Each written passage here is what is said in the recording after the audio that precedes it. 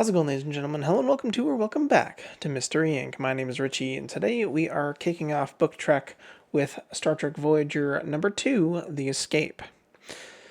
Now, for those of you who are new to the channel, or maybe you're returning to the channel, we are participating in something called Book Trek. Now, this is not the kind of thing that I typically cover on this channel. I mostly focus on middle grade, teen and young adult horror and mystery. But I wanted to participate in this because I'm a big Star Trek fan. Star Trek Voyager is my favorite series, so I decided I would start with the Voyager novels, and I picked up Escape, as well as several other books in the Voyager book series. I just finished reading this one, and now we're going to talk about it. So I've got a lot to say about this one. First of all, let's establish where this guy falls into the timeline of the show. May of 1995 is when this one came out. So if we take into account the fact that this book probably took at least a month to write, maybe a month to go through editing and printing and production and all that stuff, we can assume that maybe this book was they started writing this book maybe at the end of March, very beginning of April. Let's just go with that, just to give us a baseline of where I think this one falls into place. Also, I should mention the authors because unlike a lot of the other books I read, these don't just have a single author. So this one was written by Dean Wesley Smith and Christine Catherine Roosh. I don't know if they wrote any other books in the series. I hope not. Let's just start there. Strange. According to my readings, you are not here. Believe me, I wish I weren't. Anyway, so where this would fall in the timeline then. So, if we're assuming that they probably started writing this sometime in March or late March, early April. Probably early March, actually. We're gonna assume that. Say, I don't know exactly. We're just gonna assume it took about 2 months. That puts this book somewhere between episode 3, Time and Again, and episode 10. No, episode 8, Ex Post Facto. And the reasons that I know it at least took place after Time and Again. Obviously, we have a lot of references to Caretaker, and we know that Parallax is at least covered because B'Elanna is referred to as the chief engineer, and obviously she didn't become chief engineer until the end of Parallax. There is one brief mention from Tom Paris about something time travel related, and it kind of sounded to me like he was referencing Time and Again, even though they don't really go into it. Obviously, they shouldn't have any memory of Time and Again because of that episode. Sorry if there's spoilers if you haven't watched the episode or something like that. So, I'm assuming this takes place then sometime after episode 3 or before episode 8. I guess Time and Again is technically episode 4 because Caretaker was a 2-parter. So it's sometime between episode 4 and 8. Now, the writing in this book was not fantastic. A lot of the characters were pretty decent. Janeway, Chakotay, Tuvok, Tom, I felt like all were pretty well representative. We even had Carrie and Seska and a few others mentioned here. Harry was okay. I felt like the writers completely got B'Elanna wrong. They also got Neelix very wrong. Like, Neelix was so abysmally poorly written in this one. And now, obviously, we're coming off this after having, 20, 30 years worth of knowledge of the series and, knowing the whole franchise and everything. So, obviously, the people who are writing this did not have all the information. I'm not even sure how much of the show they had actually watched because they also have the Doctor in here, and the Doctor has a name. They referred to him as Dr. Zimmerman, which, if you're not familiar with Voyager, Dr. Louis Zimmerman is the Starfleet scientist who created the emergency medical hologram. But he himself is not the Doctor. The Doctor is just the Doctor, at least at the beginning of the show. And so, I felt like the Doctor's character also wasn't super well written in here, even for how he appears in the early seasons of Voyager, but I guess we didn't really see a lot of him in those first couple of episodes, except for Caretaker, really. So yeah, I think we can give him a pass on that one. But anyway, so what is this one about? let me get my notes here because I was taking thorough notes on this one. Basically, the way this starts out, B'Elanna and Tuvok are in a shuttlecraft, and they're in this region of space that Voyager didn't want to go into because it's really highly volatile. They're trying to find this rare element that they need to do something to repair the warp drive. Because I guess it's failing. They need these components. Obviously, the ship's in pretty bad shape. It's pretty roughed up at this point in the story here. And so Neelix advises them that they're nearby this planet. I forgot the name of the planet. What was the name of the planet? It's not on the back cover here. I can't even remember the name. Alquell? I think that's what it was. Alquell. Anyway, but Neelix is very hesitant to take them there because everyone apparently in the region believes that this place is haunted, and for good reason. Anyway, they end up heading to this planet because they're in desperate need for these resources, which they were not able to recover during the shuttle mission because of how dangerous the region of space was. So they end up sending an away team down, which consists of B'Elanna, Harry, and Neelix.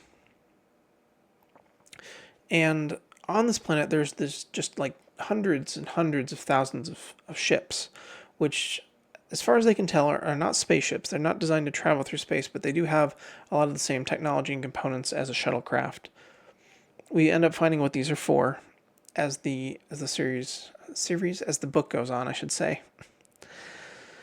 So they end up going in one of these that seems to be relatively intact. Neelix ends up sitting down to get comfortable or whatever, and the ship suddenly powers up, even though it's in really bad condition, lifts off the ground, and then immediately settles back down. And for everyone watching on Voyager, the ship has just disappeared. We come to find out that these ships were designed for time travel, not for space travel. And so B'Elanna, Harry, and Neelix end up back in time, like 300,000 years or something like that, and end up getting arrested because they violated a time travel law that these people have, where because of like how their society is set up, you're only allowed to travel in increments of 500,000 years or something like that. And people live at each of these different regions of time, but you're not allowed to travel within that region of time because you can create paradoxes and all these other things. And so they unknowingly break this, this really big law and get arrested. And at the same time, Voyager's trying to figure out what the heck is going on, where they disappeared to. And let's see, what else do I have in my notes here? Anyways, at the same time this is going on, there's this B plot about this other character who lives in this alien society that's trying to escape it. And when this like time alert happens that these planet hoppers, as they call aliens with space travel, go, he ends up sneaking into one of these shuttles and taking it to Voyager's timeline and getting picked up by Voyager. So yeah, that's kind of the gist of the setup for the story here, and I don't want to give too much more than that. There's this other character that we have who is one of the like time investigators that is coming to Voyager's time period, that has special authorization to come to this time period and scare away anybody who's messing with the ships and stuff in this within that time period, because I did also forget to mention the time period where Voyager's in, this like 300 years after where the crew went back to. The planet's completely abandoned. Everything's in ruins there. And that's why I went back there. But these time agents that come and try to scare off any would-be scavengers that come to this planet, they are the reason that there's all these rumors about the planet being haunted. So anyway, we have a lot of back and forth. We have the away team who's been arrested, going back and forth with the authorities there, trying to figure out a way if they're going to be able to get out of being in trouble and get sent back to their time. And then we have Janeway leading the crew to try and track down what's going on, and eventually coming in contact with this time agent that's trying to scare him off. scare them off. I said that really strangely. Anyway, yeah, so the plot overall was fine. Actually, let's just go ahead and get into my more specific. I usually call it my star rankings, but I changed up my system here a bit for the Star Trek books. So let's go ahead and jump into my categories here. Hey guys, quick interruption here, Future Richie. I forgot when I was recording this video that there was one thing that I was going to mention and did not. Part of the reason that my score on this book was brought down a good amount. So if you've been following the channel at all before, I've covered a lot of these indie self-published middle grade horror books and things like that. And I've kind of raked them over the coals for having typos and editing errors and stuff in their books.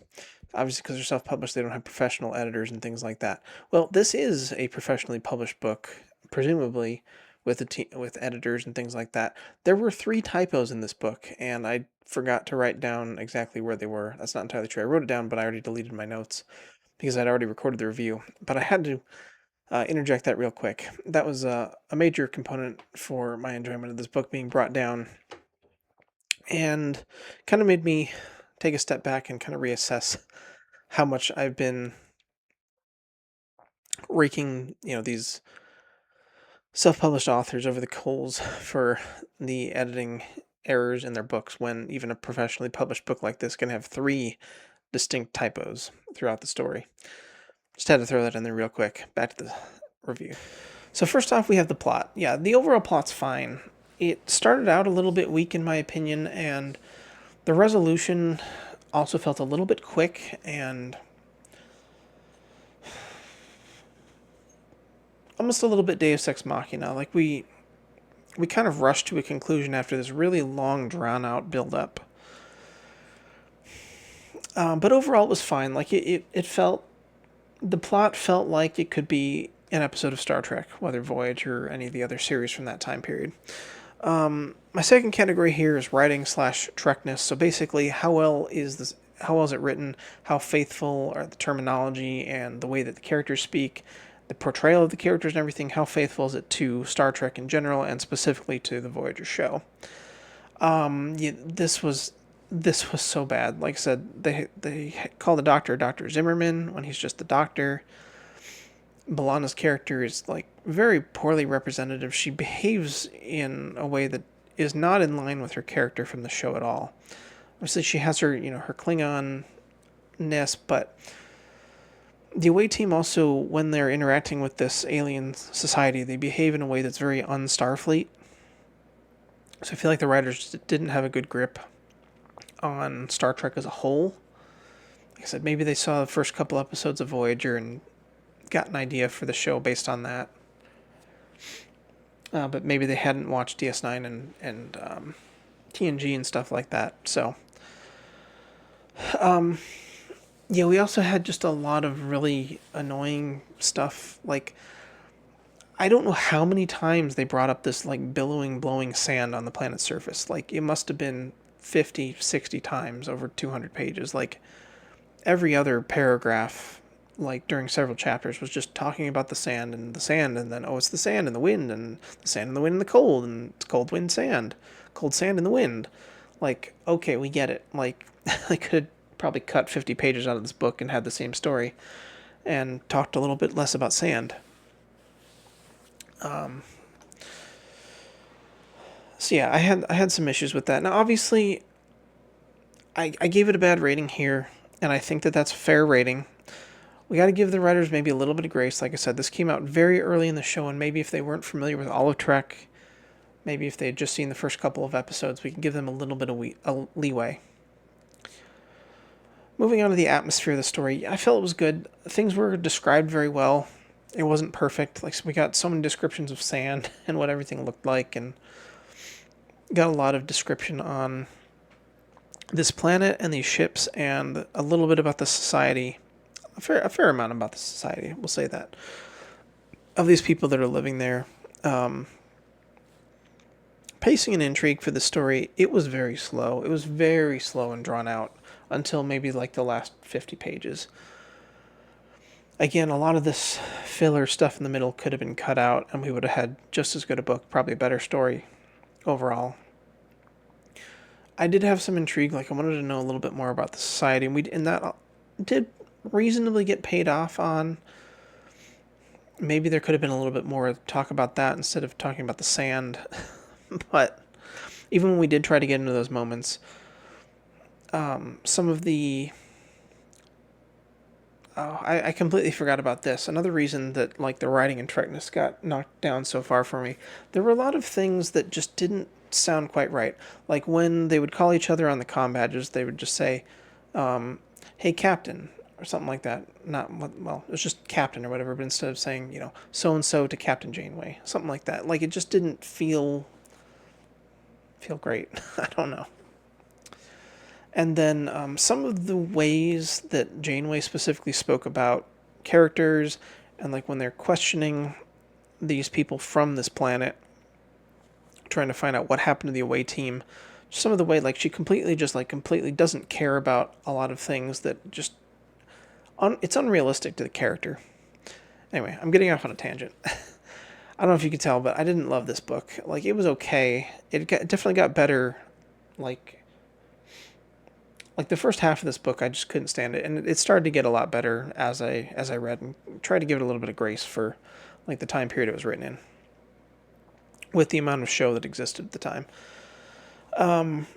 Yeah, overall enjoyment, I gave it a 2 out of 5 here, and that may have been a little bit generous. Like I said, it got better as the story went on.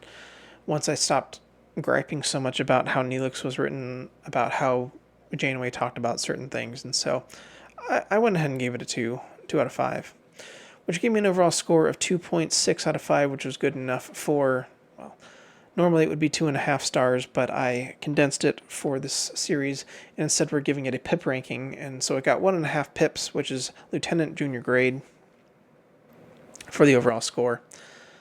And yeah, it was alright. Once I got past a lot of the writing issues, which I hope are improved upon in future books, I don't think that these authors were involved in the next couple at least, so I'm really hoping that that's going to improve.